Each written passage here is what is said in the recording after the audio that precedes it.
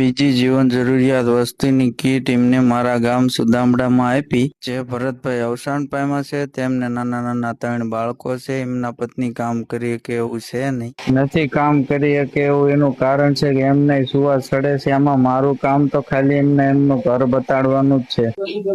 ગામ સુદામડામાં અમે અત્યારે અમે આવ્યા છીએ અને 3 નાના બાળકો છે અને આ બેન છે નાના પપ્પા અત્યારે દુનિયામાં નથી અને બીજું કમાવા વાળું પણ કોઈ નથી અને જેમને પણ આ રાશન કીટ મોકલાવી છે એમનો દિલથી આભાર.